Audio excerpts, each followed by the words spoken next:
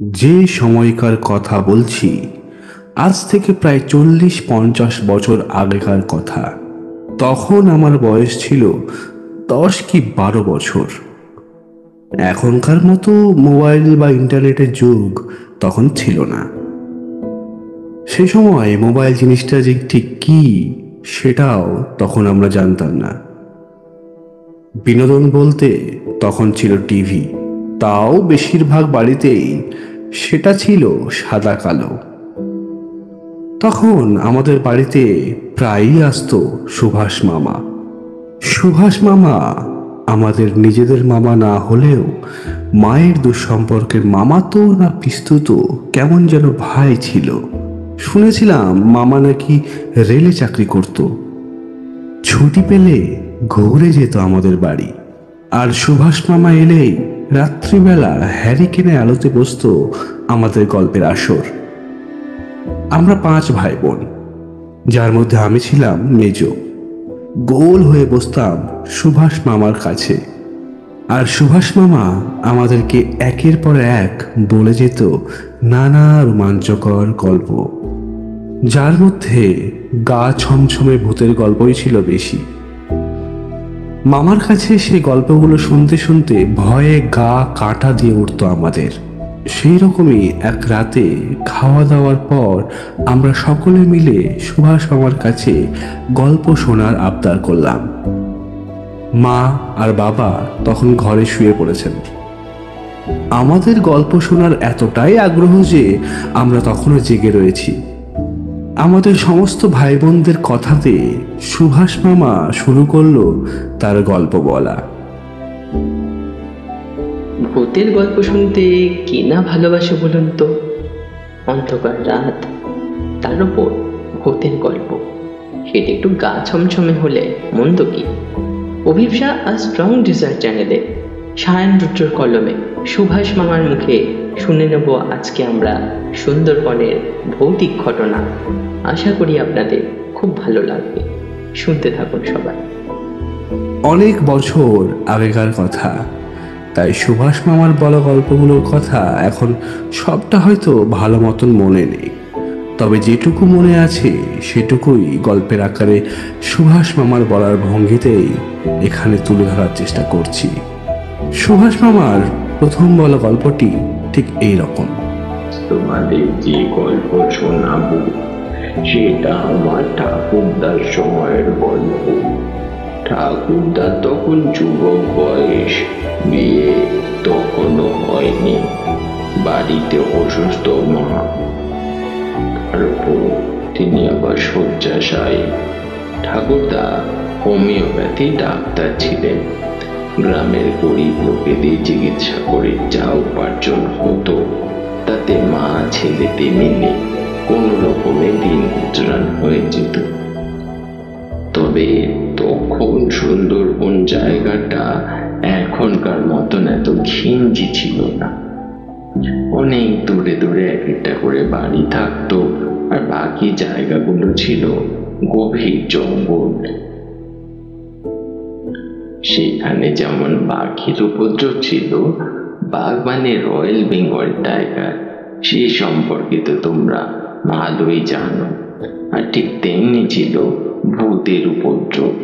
ভূত মানে নানা রকমের ভূত, যেমন ব্রহ্মদত্তি, নিশি, আলিয়া, শাকচুন্নি, মামদো, পেতনি, এরকম আরো কত কিছু। কেউ হয়তো রাতের বেলা একা কোনো নির্জন মাঠের মধ্যে দিয়ে বাড়ি ফিরছে, তো হয়তো কোনো গাছের উপরে কোনো মামদো বা শাকচুন্নি বসে তার ঘাটটা গাছ থেকে নেমে দিল পটাং করে মোটকে। তো এরকম একদিকে বাঘ একদিকে ভূতের ভয়ে সন্ধ্যের পরে কেউ আর বাড়ি থেকে তেমন ভাবে বেরোতো না। খুব দরকার পড়লে হয়তো দু একজন মানুষ বেরোতো ঘর থেকে, তবে তাদের সাথে সব সময় থাকতো টর্চ আর একটা করে বাঁশের লাঠি। সবসময় তারা চেষ্টা করত একা না পেরিয়ে সঙ্গে আরো একজন বা দুজনকে নিয়ে পথ চলতে। দল বেঁধে মানুষজনকে পথ চলতে দেখলে ভূতেরা তাদের কাছে যেত না। তো এমনই একদিন গভীর রাত্রেবেলা ঠাকুরদা তার ঘরে শুয়ে আছেন। এমন সময় তার দরজায় শোনা গেল একটা ঠক ঠক করে আওয়াজ, আর শোনা গেল একটা গলার আওয়াজ, যেটা প্রায় চিৎকারের মতনই, তবে মানে বেশ উদ্বিগ্ন হয়ে কেউ তাকে ডাকছে। বিমল, আরে এই বিমল, আরে ভাই একটু দরজাটা খোল না। বাবার খুব শরীর খারাপ, একবারটি না গেলেই নয়। এই গলার আওয়াজটা ঠাকুরদা মানে যার নাম বিমল তার খুবই চেনা। তার বন্ধু অতনু তাকে ডাকছে। অতনু কিন্তু বিমলের ছোটবেলাকার বন্ধু। কিছুটা দূরেই থাকে। তার বাবার অসুখের চিকিৎসা করেছিলেন আমার ঠাকুরদা। এই রাতের বেলা অতনু যখন হঠাৎ করে তার কাছে ছুটে এসেছে, তখন নিশ্চয়ই মারাত্মক রকমেরই কিছু ব্যাপার ঘটেছে। ঠাকুরদা তাড়াতাড়ি করে দরজাটা খুললেন। বিমল শিগগিরই চল, বাবার খুব শরীরটা খারাপ করছে। ঠিক আছে, তুই দাঁড়া, আমি এক্ষুনি আসছি। কথাটা বলে তাড়াতাড়ি করে ওষুধের বাক্সটা নিয়ে অতনুর সাথে বেরিয়ে পড়লেন আমার ঠাকুরদা। একে মাঝরাত, তার উপর অন্ধকার রাস্তাঘাট। তার মা তখন ঘুমোচ্ছিলেন। একে অসুস্থ, তার উপরে রাতের বেলা শুয়ে ঘুমোচ্ছে, তাই আর মাকে ডেকে তিনি অযথা বিরক্ত করতে চাইলেন না। বাইরে থেকে দরজার শিকলটা তুলে তিনি বেরিয়ে পড়লেন। তখনকার আমলে জানো তো চুরি ডাকাতি অনেক কম হতো, আর ঠাকুরদার ঘরেও এমন কিছু মূল্যবান জিনিস ছিল না যেটা চোরে চুরি করে নিয়ে যাবে। তবে এই কথা ভেবে অতনুর সাথে বেরিয়ে পড়লেন তাদের বাড়িতে যাবার উদ্দেশ্যে। কাকা বাবু মানে অতনুর বাবা তখন আমার ঠাকুরদারই চিকিৎসাধীন ছিলেন। তাই চিকিৎসক হিসেবে আমার ঠাকুরদারও তো একটা কর্তব্য ছিল, তাই না? তাই যত দ্রুত সম্ভব অতনুর বাড়ি গিয়ে চিকিৎসা করতে হবে তার বাবার। খুব সাবধানে পথ চলতে লাগলেন তারা। অন্ধকারে সাপ আর নানা রকমের পোকামাকড়ের ভয় থাকে। এই পথটা আমার ঠাকুরদা আর অতনু দুজনেরই ভীষণ চেনা, তাই আলোর কোনো প্রয়োজন হয়নি। একটু দাঁড়া অতনু। চলতে চলতে হঠাৎ করে অতনুকে থামতে বললেন আমার ঠাকুরদা। যাওয়ার পথে তাদের বাদিকে একটা ছোট কালী মন্দির পড়ে। আমার ঠাকুরদার একটা স্বভাব ছিল যে এই পথ দিয়ে যাতায়াত করার সময় মন্দিরের ভেতরে ঢুকে মা কালীর সামনে ভক্তি ভরে সাষ্টাঙ্গে প্রণাম করে তিনি যাত্রা করতেন। কোনো সময়ে এই নামে ব্যতিক্রম করত না যে সেই সময়ে তিনি এই পথ দিয়ে গেলে ভগবানের প্রতি তার ভক্তি তিনি দেখাতে কার্পণ্য করতেন না, কারণ ভগবানের প্রতি তার ভক্তি শ্রদ্ধা ছিল অপরিসীম। তাই এই সময়ে সেই নিয়মের ব্যতিক্রম কোনোভাবেই হলো না। তুই একটু দাঁড়া, আমি একটু মন্দিরে প্রণাম করে আসি। বিমল বাবার খুব শরীর খারাপ, তুই এখন আবার? আমি এক্ষুনি চলে আসবো।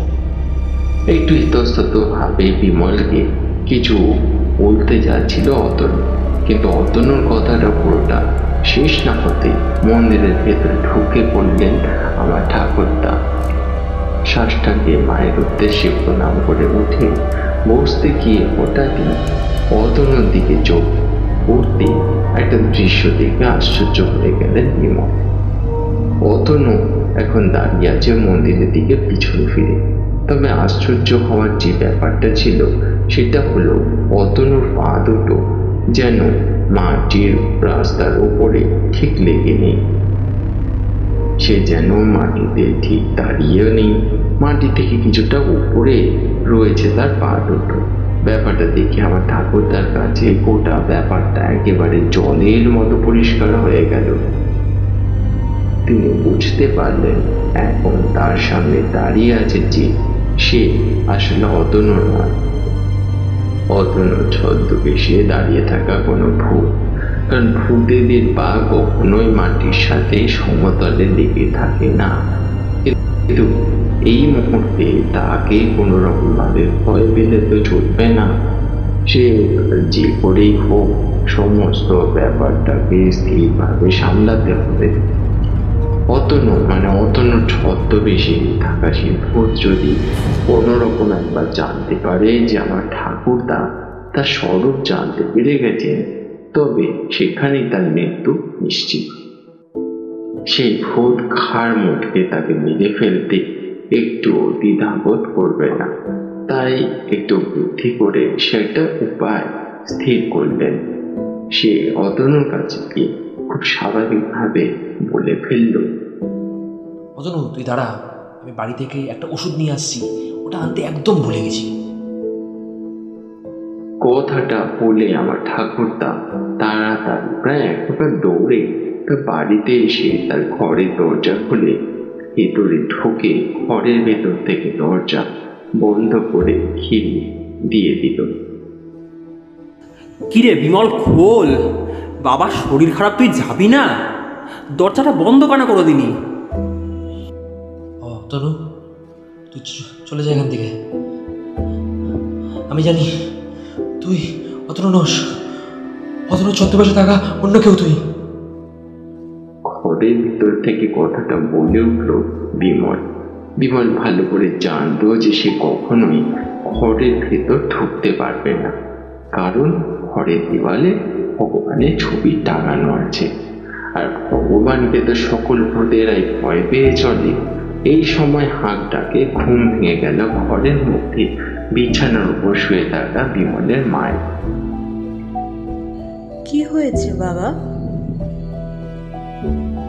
না মা, কিছু হয়নি, তুমি ঘুমাও। ঠিক তখনই বিমল আর বিমলের মাকে আশ্চর্য করে দিয়ে ঘরের বাইরে থেকে শোনা গেল একটি ভারী গলার আওয়াজ। যে আওয়াজটা মোটেই অতনুর নয়, সেটা অবশ্যই আমার ঠাকুরদা মানে বিমল বুঝতে পারল। ঠিক আছে, ঠিক আছে, আজকের মতন তুই বেঁচে গেলি। ভেবেছিলাম তাল গাছটার সামনে গিয়েই আমি তোর ঘাড় মটকে দেব,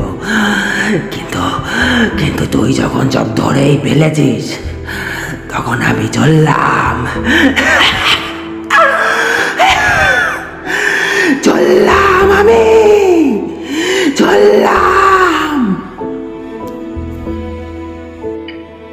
আমার ঠাকুরদা মানে বিমলের এই কাণ্ড দেখে কথাটা বলে উঠল সেই ছদ্মবেশী ভূত। বাইরে থেকে একটা চাপা গর্জনের আওয়াজ শোনা গেল, আর কয়েক মুহূর্ত পরে সেটা আবার শান্তও হয়ে গেল। আমার ঠাকুরদা বুঝতে পারলেন যে চলে গেছে সেই ছদ্মবেশী ভূত। নিশ্চিন্ত হলেন তিনি, আর বুঝতে পারলেন যে সেই যাত্রায় তিনি সেই বিপদ থেকে উদ্ধার পেয়েছেন। গল্প শেষ করে একটু থামল সুভাষ মামা। তার গল্প শুনতে শুনতে হ্যারিকেনের হালকা আলোতে আমাদের তখন কেমন গা ছমছম করতে লাগলো। মামা, গল্পটা কিন্তু খুব ভয় ছিল। আমার ভয় গা কাটা দিয়ে উঠছে, বলে উঠল আমার বোন তিন্নি। তার ছোট বয়সে হালকা গলার আওয়াজে এমনভাবে সে কথাটা বলল, তার কথা শুনে আমাদের বেশ একটু হাসিই পেল। মামাও দেখলাম তার কথায় একটু মুচকি মুচকি হাসলো। তা তোদের যে আমার গল্প শুনে খুব ভালো লাগে, আমি তাতেই খুব খুশি, বুঝলি? আসলে কি বলতো, ভালো গল্প বলতে পারলেই তো হলো না, সেই গল্প শোনার জন্য ভালো শ্রোতারও প্রয়োজন। নাইলে আর গল্প বলাতে মজা কোথায় বল? আসলে তোরা হচ্ছিস আমার গল্পে সেই শ্রোতা, মানে যাকে বলে খুদে শ্রোতা, তাই তো? কথাটা বলে মামা একটু মুচকি হাসলো। কথাটা যে মামা একটু মজার ছলেই বলেছে সেটা আমরা স্পষ্টই বুঝতে পারলাম। মামা, এবার তবে পরের গল্পটা শুরু করো। সুভাষ মামাকে কথাটা বলল আমার ছোট ভাই অয়ন। আচ্ছা, আরো গল্প শুনবি? হ্যাঁ মামা, বেশ ভূতের গল্প হবে, আমরা একদম ভয়ে কাত হয়ে যাবো। এরকম একটা গল্প শোনো। ঠিক আছে, তবে বলছি তোদেরকে, শোন ভালো করে। অয়নকে কথাটা বলে পরের গল্পটা শুরু করলো মামা। এই গল্পগুলোতে আমি যে অনেকদিন আগের কথা বলছি সেটা তোদের আগেই বলেছি। সেই সময় সুন্দরবন এলাকায় নানা রকমের ভূতের সম্পর্কে নানা রকমের কথাবার্তা প্রচলিত ছিল। হয়তো সেগুলো কখনো ঘটেছিল বা বাস্তবে কখনো ঘটেনি, এমন ঘটনাও ছিল। তবে লোকমুখে প্রচলিত হওয়ার কারণে সেই সমস্ত ভূতেদের প্রতি সেখানকার মানুষদের মনে ভয় আর বিশ্বাস দুটোই ছিল। এই যেমন ধর না কেন, স্কন্দকাটা ভূত, মামদ ভূত, এইসব অনেকের কাছে এরা সব ভয়ানক ধরনের ভূত ছিল। মানে এরা যদি একবার কোনো মানুষের সামনে পড়ে তবে তাদের ঘাড় মুটকে দেওয়াটাই ছিল তাদের একমাত্র কাজ। সেই রকমই সুন্দরবন এলাকায় এক ধরনের অদ্ভুত এক ভূত বা পেতনি সম্পর্কে প্রচলন ছিল, আর সে হলো জটাবুড়ি। তবে সে জটাবুড়ি ভূত ছিল না ডাইনি নাকি পেতনি ছিল সেই সম্পর্কে কারোরই কোনো স্পষ্ট ধারণা ছিল না, কেননা কেউই তাকে কখনো নিজের চোখে দেখেনি। তবে তার সম্পর্কে সকলের একটা ধারণা ছিল যে জটাবুড়ি অত্যন্ত ভয়ানক, তার চেহারা অত্যন্ত কুৎসিত, সে কোনো মানুষকে মেরে তার রক্ত খেয়ে নাকি তার পিপাসা মেটাত। অনেকেরই মনে তার সম্পর্কে একটা ভয় ছিল। তারা মনে করত একবার যদি জটাবুড়ির খপ্পরে কেউ পড়ে তবে সে কোনো মতেই বাঁচতে পারবে না তার কবল থেকে। আর সেখানকার মায়েরা তাদের দুরন্ত বাচ্চাকে মাঝে মাঝে জটাবুড়ির ভয় দেখিয়ে শান্ত করে রাখত। এরকমই একদিন প্রায় সন্ধে হবার মুখে একজন গৃহবধূ তার 4 বছরের ছোট বাচ্চাকে ঘুম পাড়ানোর চেষ্টা করেছিলেন। সন্ধ্যা হয়ে আসছে, এখন কত কাজ করে রয়েছে, সবই তাকে একা একা করতে হয়। তো বাচ্চাকে ঘুম পাড়ানোর জন্য তিনি খানিকটা চেষ্টা করছিলেন। তার বাচ্চার বয়স 4 বছর। তো বাড়িতে এদিকে সন্ধে দিতে হবে, বড়ে কাজ সেরে বাড়ি আসার সময় হয়ে গেল, কিন্তু সেই বাচ্চাটি অঝোর নড়ে কেঁদেই চলেছে। কোনো মতেই তিনি তার বাচ্চাকে শান্ত করতে পারছেন না। বাধ্য হয়েই তার মা এক সময় বলে বসল, কই রে জটাবুড়ি, এসে আমার বাচ্চাটাকে একটু খেয়ে যা তো। বাচ্চাকে শান্ত করার জন্য এরকমটা অনেক সময় মায়েরা বলে থাকে, যাতে বাচ্চাটা ভয় পেয়ে ঘুমিয়ে পড়ে তাড়াতাড়ি। তবে সেই কারণে কি বলতো, এই ব্যাপারটা এমন কিছু নয়, মানে এটা একটা স্বাভাবিক ব্যাপার। তখনকার দিন অন্তত এর কিছুক্ষণ পরে কোনো রকমে বাচ্চাটাকে শান্ত তো করা গেল। এখন যে বাচ্চাটি ঘুমিয়ে পড়লে তাকে সেই ঘরে শুইয়ে রেখে তার মা গেল পাশের ঘরে কাজ করতে। এক মনে নিজের কাজ করতে লাগলো। তার বাচ্চা ঘুমন্ত অবস্থায় শুয়ে রইল পাশের ঘরে।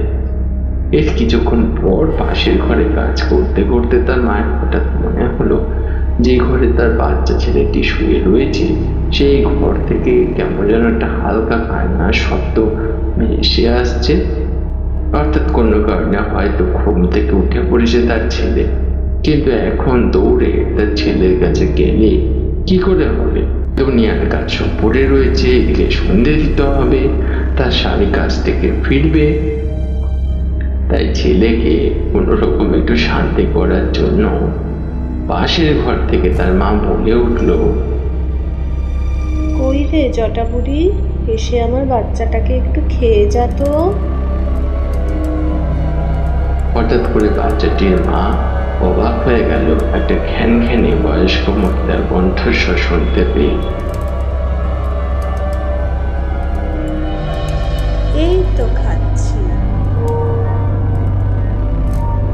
সেই আওয়াজে সেই গৃহবধূ ভীত আর সন্ত্রস্ত হয়ে তাড়াতাড়ি করে দৌড়ে এলো সেই ঘরে।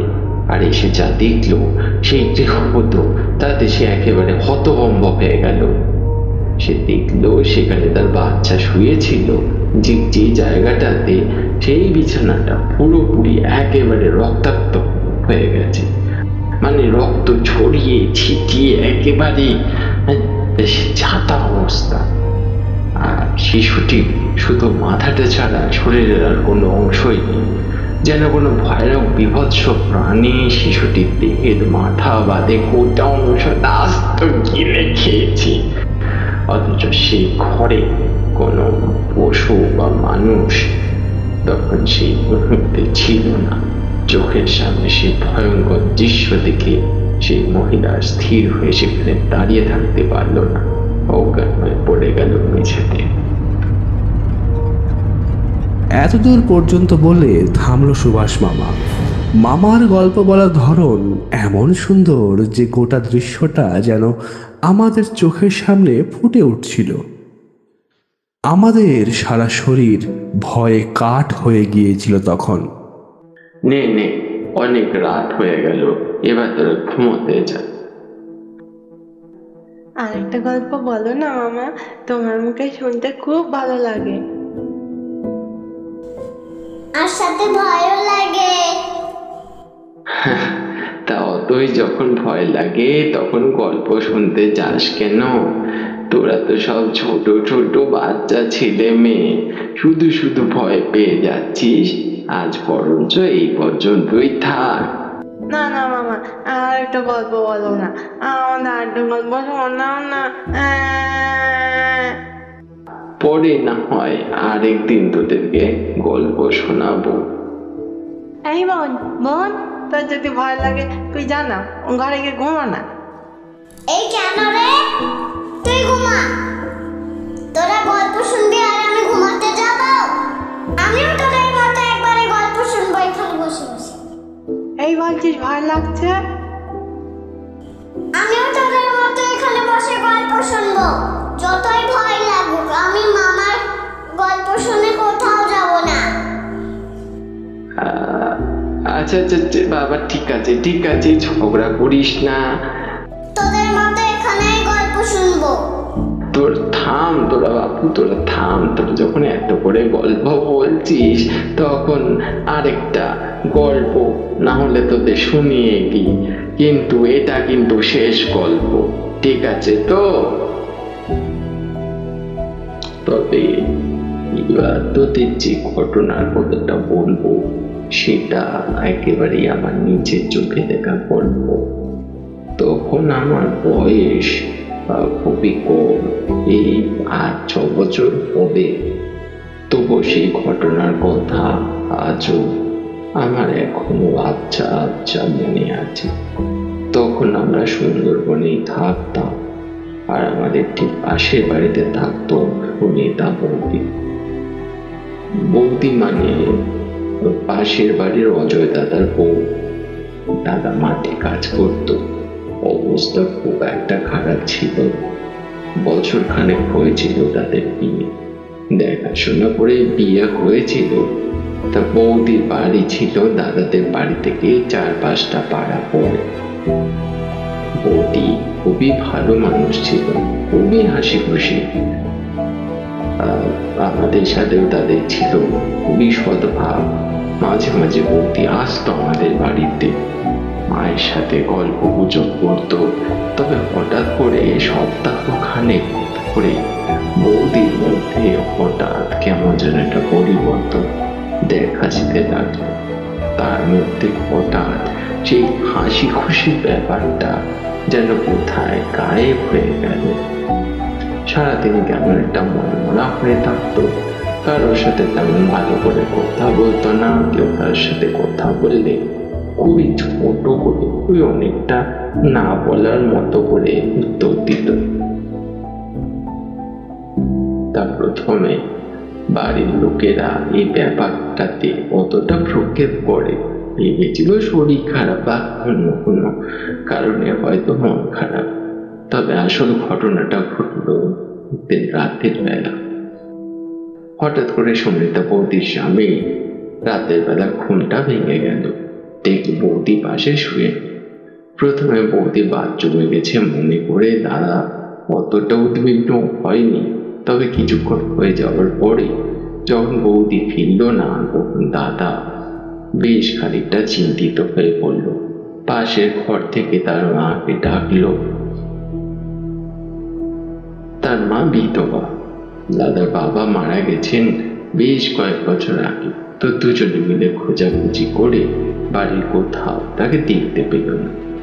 এবার দাদা বেশ খানিকটা ভাবনাতে পড়ে গেল, এত রাতে বৌদি গেল কোথায়? যাই হোক, বৌদি তো কখনো তার বর বা শাশুড়িকে না বলে কোথাও যায় না। তবে কোথায় যেতে পারি রাতের বেলা? তার উপর দাদার সাথে কোনো ঝাড়িও হয়নি যে রাগ করে বৌদি বাপের বাড়ি চলে যাবে। বেশ খানিকটা চিন্তিত হয়ে পাড়ার কয়েকজনকে খবর দিল দাদা। যার মধ্যে আমাদের বাড়িতেও খবরটা এসে পৌঁছল। সকলে কেউ টর্চ, কেউ এদিকে, কেউ বা লণ্ঠন নিয়ে বেরিয়ে পড়লো রাস্তায়। খুঁজতে লাগলো সুনিতা বৌদিকে। খুঁজতে খুঁজতে একসময় বৌদিকে পাওয়া গেল, কিন্তু যেখানে পাওয়া গেল সেটা দেখে সকলেই হতভম্ব হয়ে গেল। পাড়ার শেষ মাথার বুড়ো আমগাছটার একদম মুখ টেনে বসে আছে সুনিতা বৌদি। না, ভুল হওয়ার কোনো কিন্তু সম্ভাবনা নেই। পাড়ার প্রফুল্ল কাকার টর্চের আলোতে স্পষ্ট দেখা যাচ্ছে সুনিতা বৌদিকে। আশ্চর্য তো, এত রাতে সুনিতা বৌদি সেখানে এলোই বা কেন? আর গাছের ওপর বসে বৌদি করছেই বা কি? এ কি সুনিতা, তুমি ওখানে কি করছো? নিচে নেমে এসো। আমি সুনিতা নই, সুনিতা নই আমি। হঠাৎ করে বৌদির মুখ থেকে বেশ গম্ভীর আর দৃঢ় একটা গলার স্বর শোনা গেল, যে আওয়াজটা মোটেই কিন্তু বৌদির নয়। তার এই গলার আওয়াজ শুনে দাদা সহ বেশ কয়েকজন একটু ভয়ও পেয়ে গেল, আর খানিকটা তারা ঘাবড়েও গেল। কারণ বৌদিকে কেউ কখনো মধু স্বরে কথা বলতেই শুনি। তাই তারা স্পষ্ট বুঝতে পারলো গাছের উপর এখন যে বসে আছে সে বৌদির মতন দেখতে হলেও তার স্বভাবটা মোটেই বৌদির মতো নয়। আশেপাশের লোকজনের মধ্যে কানাঘুষো শুরু হয়ে গেল। কেউ বলল বৌদিকে নিশ্চয়ই কোনো প্রেতাত্মা ভর করেছে, কেউ কেউ বলল বৌদির মাথায় হঠাৎ করে হয়তো কোনো গন্ডগোল দেখা গিয়েছে। তো এই সময়ে পাড়ার প্রবীণ মানুষ, মানে আমাদের প্রবীণ জেঠু, দাদাকে উপদেশ দিলেন এই মুহূর্তে সুরেশ ওঝাকে খবর দিতে। সুরেশ ওঝার বাড়ি পাশের পাড়াতে। সুরেশ ওঝার নাম তখন আমাদের পাড়ার সকলেরই কম বেশি জানা ছিল। ভূত তাড়ানোতে তিনি ছিলেন সিদ্ধহস্ত। কোনো পাড়ার কাউকে ভূতে ভয় করে থাকলে বা কোনো বাড়িতে কোনো অশুভ প্রভাব দেখা দিলে ডাক পড়তো আমাদের সুরেশ ওঝা। সুরেশ ওঝা এসে ঝাড়ফুঁক তঞ্চমঞ্চ করে ভূত তাড়াতো সেই স্থান থেকে। তো প্রবীর জেঠুর কথাতে পাশের পাড়াতে আমাদের পাড়ার দু একজন যুবক চলে গেল সুরেশ ওঝাকে ডেকে নিয়ে আসতে। এদিকে এসব কথাতে বৌদির মধ্যে কিন্তু কোনো হেলদোল দেখা গেল না। সে দিব্যি গাছের উপর থেকে আম পেড়ে সেগুলো খোসা চালিয়ে খেয়ে সেগুলো ছুঁড়ে মারছে গ্রামের লোকেদের দিকে। খবর পেয়ে কিছুক্ষণ পরেই সুরে সোজা এলো। সুরে সোজার খালি গা, পরনে লাল ধুতি, কাঁধে কালো ছোলা। এই এতক্ষণ সময় বৌদি সারাক্ষণ ওই গাছের ডালে বসেছিল, আর হঠাৎ হঠাৎ কোনো কারণে খিলখিল করে হেসে উঠছিল।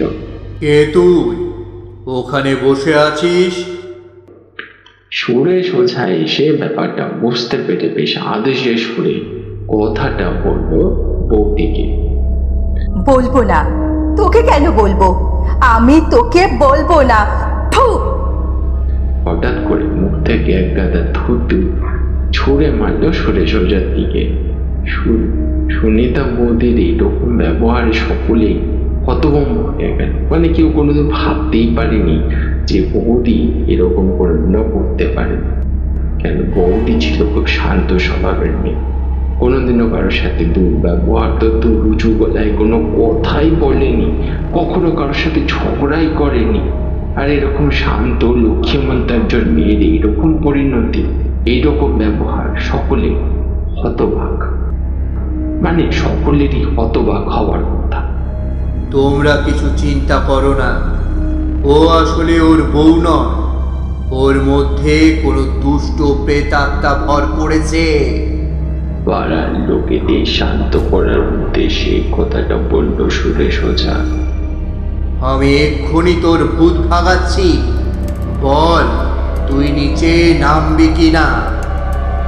ওপরে বসে থাকা সুনিতা বৌদের উদ্দেশ্যে চেঁচিয়ে কথাটা বলল সুরে সোজা। না, নামবো না। আমি নামবো না। তুই চলে যা এখান থেকে। কিচ্ছু করতে পারবি না তুই আমার। যা যা বলছি, হতচ্ছাড়া শয়তান, যা এখান থেকে। সুনিতা বৌদিও চিৎকার করে কথাটা বলল। তার গলার স্বর শুনে বোঝা যাচ্ছে এটা বৌদির নিজস্ব গলার আওয়াজ নয়, দুষ্ট আত্মার আওয়াজ যেন ভর করেছে তার গলার মধ্যে, আর সেটাই বেরোচ্ছে বৌদির গলা দিয়ে। তবে রে, তুই নামবি না? দাঁড়া, তোর ব্যবস্থা করছি। তুই নামবি না, তোর ঘাড় নামবে। কথাটা বলেই সুরে সোজা তার ঝোলা থেকে বেশ কিছুটা ধুলোর মতন কিছু জিনিস বার করে সেটা ছুঁড়ে মারল সুনিতা বৌদিকে উদ্দেশ্য করে। হঠাৎ করে সেই ধুলোর কিছুটা অংশ বৌদির গায়ে লাগবে। বৌদি যেন ভালো যন্ত্রণা হলো, তেমন ভাবে চেঁচিয়ে উঠল বৌদি। না না না, জ্বলে যাচ্ছে, জ্বলে যাচ্ছে, আমার পুরো শরীরটা জ্বলে যাচ্ছে। না না। নাম নাম বলছি গাছ থেকে। চিৎকার করে উঠল সুরে সোজা। তার চিৎকারের সাথে হঠাৎ করে যে ঘটনাটা ঘটল সেটা দেখে সকলে একেবারে হতভম্ব হয়ে গেল। গাছ থেকে এক লাফ দিয়ে মাটিতে পড়ল বৌদি। অত উঁচু গাছ থেকে লাফ দিয়ে মাটিতে পড়ার কারণে বৌদির যে কোনো জায়গায় আঘাত লেগেছে বা তার যে কোনো জায়গায় যন্ত্রণা হয়েছে সেটা বিন্দুমাত্র বোঝা গেল না। মাটিতে পড়ে বৌদি তার হাত দুটো সামনের দিকে বাড়িয়ে হাত ছোঁয়া অবস্থায় বসেছিল। তার লম্বা চুল সামনের দিকে এমনভাবে বিন্যস্ত হয়ে গিয়েছিল যে সেই চুলের আড়ালে মুখে সমস্ত অংশ ঢাকা পড়ে গিয়েছিল। এরপর ধীরে ধীরে মাথা তুলতে বৌদির চুল পেছনের দিকে কিছুটা সরে গেল, আর বৌদির মুখটা দেখতে পেল সকলে। আর যে দৃশ্য তারা দেখলো সেই দৃশ্য দেখে প্রায় সকলেরই গায়ের রক্ত একেবারে হিম হয়ে গেল। বৌদির চোখের মনে দুটো উল্টে গিয়ে চোখের সাদা অংশটা বেরিয়ে গেছে, মুখ দিয়ে আলাজ হচ্ছে। অদ্ভুত ভয়ঙ্কর ভাবে সে এক দৃষ্টিতে তাকিয়ে আছে সুরে সোজার দিকে। মুখ দিয়ে অদ্ভুত রকমের আওয়াজ বেরোচ্ছে। স্পষ্ট বোঝা যাচ্ছে সুরে সোজার উপর ভয়ানক পরিমাণে রেগে গিয়েছে আমাদের সুনিতা বৌদি। কে তুই? বল বল, তুই কে? বৌদিকে চিৎকার করে কথাটা বলল সুরেশ ওঝা। বলবো না, বলবো না, তোকে আমি কিছুতেই বলবো না। বলবি না? তবে দেখ। চিৎকার করে সুরেশ ওঝাকে কথাটা বলতে যাচ্ছিল সুনেতা বৌদি, কিন্তু তার আগে সেই ওঝা তার ঝোলা থেকে আবার সেই গুঁড়ো বার করার উপক্রম করলো। না না না, বলছি বলছি, আমি সব কথা বলছি। এবার বৌদির গলার স্বর কিছুটা নরম হলো মনে হলো যেন। বেশ, বল তবে। সুরেশ ওঝার স্বর কিন্তু একটুও নরম হলো না। আমি সুনিতা নই, আমি গোপালের বউ অনিলা, আমি অনিলা। সুনিতা বৌদির মুখ থেকে এই কথা শুনে গ্রামের লোকেরা সকলেই ওর মুখ দিকে তাকালো। অনিলা মানে যার কথা বলছে সে আজ থেকে 4 দিন আগে বিষ খেয়ে মারা গিয়েছিল। গোপাল একটা বদ্ধ মাতাল, সারাদিন মদ খেয়ে পড়ে থাকতো, বউকে শারীরিক নির্যাতন করত, মারধর করত। তাই হয়তো সে মনের দুঃখেই গোপালের বউ অনিলা বিষ খেয়ে আত্মহত্যা করেছে। তুই কেন এসেছিস এখানে? কেন তুই ভর করেছিস ওর উপর?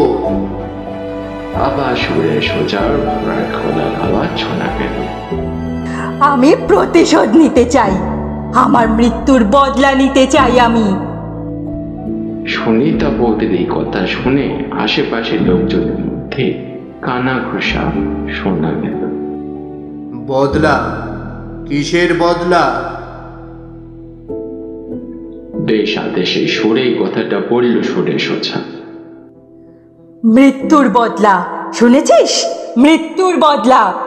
যে আমাকে মেরেছে আমি তাকেও মেরে ফেলতে চাই। আচ্ছা, ও মানে সেই গোপালের বউ যার কথা বলেছেন উনি আসলে কিভাবে মারা গিয়েছিল? বৌদির মুখ থেকে এই কথা শুনে পাশের একজনকে কথাটা জিজ্ঞেস করলো সুরেশ ওঝা। ও তো বিষ খেয়ে মারা গিয়েছিল। না, আমি বিষ খেয়ে মারা যাইনি, আমাকে মেরে ফেলা হয়েছিল। সেই লোকটার বলার আগে কথাটা বলে উঠল সুনিতা বৌদি। আমার বরটা খাবারের মধ্যে বিষ মিশিয়ে মেরে ফেলেছে আমাকে, ওর শাস্তি চাই আমি। বৌদির মুখ থেকে এই কথা শুনে হঠাৎ করে সকলে হতভম্ব হয়ে গেল। এসব কি বলছে সে? গোপাল তাহলে মেরেছে তার বউকে, কিন্তু সে হঠাৎ কেন তার বউকে মারতে যাবে? আর কেউই তো গোপালের এই কীর্তির কথা বিন্দুমাত্র বুঝতে পারে। ঠিক আছে, আমরা ও শাস্তির ব্যবস্থা করব, পুলিশ করবে ও শাস্তির ব্যবস্থা। সুনিতা বৌদি যাকে অনিলা ভর করেছে তাকে আশ্বস্ত করে কথাটা বলল সুরেশ ওঝা। আপাতত তুই ওর শরীরটাকে ছেড়ে দে, তুই চলে যা এখান থেকে, যা বলছি। শেষের কথাটা বেশ জোরের সাথেই বলল সুনিতা বৌদিকে। ঠিক আছে, আমি চলে যাব, তবে আমাকেও একটা কথা দিতে হবে, যে আমাকে মেরেছে তার যেন উপযুক্ত শাস্তির ব্যবস্থা করা হয়। খুব জোরে জোরে মাথা দোলাতে দোলাতে কথাটা বলল সুনিতা বৌদি। ঠিক আছে, ঠিক আছে, ঠিক আছে, তাই হবে, তাই হবে, ঠিক আছে। তবে আমি চলে যাচ্ছি, চলে যাচ্ছি আমি ওর শরীর ছেড়ে। আর কখনো ঢুকবো না আমি ওর শরীরে, আর কখনো ঢুকবো না। তবে তুই যে চলে গেছিস ওর শরীর ছেড়ে, সেটা আমরা বুঝবো কিভাবে? আমি যখন চলে যাব তখন ওই আম গাছের একটা ডাল ভেঙে দেব, আর তাতেই তোরা বুঝতে পারবি যে আমি ওর শরীর থেকে বেরিয়ে গেছি। কথাটা বলার প্রায় সঙ্গে সঙ্গে হঠাৎ করে বৌদি অজ্ঞান হয়ে পড়ে গেল মাটিতে, আর তার কয়েক সেকেন্ডের মধ্যে আম গাছের একটা ডাল ভেঙে পড়ল মরমর করে। কোনো ঝড় বৃষ্টি ছাড়াই ওই গাছের ডাল ভেঙে পড়াতে সকলে বেশ খানিকটা আশ্চর্য হয়ে গেল। বৌদিকে এরকম অজ্ঞান হয়ে যেতে দেখে তার সামনে এগিয়ে এলো কিছু লোকজন। ওকে তোমরা নিয়ে যাও। গ্রামের লোকজনকে উদ্দেশ্য করে এবার কথাটা বলল সুরেশ ওঝা। ভয় পেও না, ও শরীর থেকে সেই অনিলার আত্মা বেরিয়ে গেছে, এখনো সম্পূর্ণ সুস্থ, আর কোনো রকম বিপদ নেই ও। তবে সেই আত্মা যেটা বলল সেটা তোমরা করার চেষ্টা করো।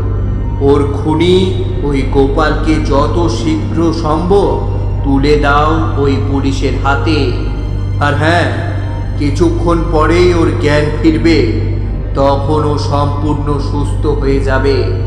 এখন এখানে যা যা ঘটল তার কিছুই ওর মনে থাকবে না। আর তোমরাও এ সম্পর্কে আর কিছু বলো না ওকে। বলো হঠাৎ করেই কোনো অসুস্থতা বশত জ্ঞান হারিয়ে ফেলেছিল, আর ওর জ্ঞান ফিরলে ওকে একটু গরম দুধ খাইয়ে দিও, একটু সাময়িক ক্লান্তি বোধ করবে ও। কথাটা বলে সুরেশ ওঝা চলে গেল।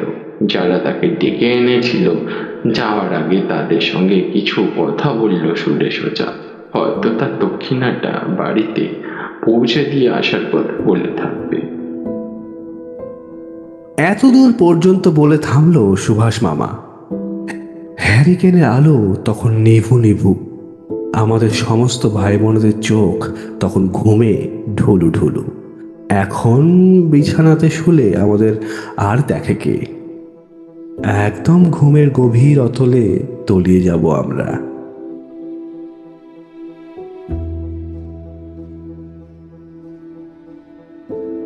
কেমন লাগলো আমাদের আজকের গল্প? ভালো লেগে থাকলে আমাদের অনেক ভালোবাসা দিও। Thank you.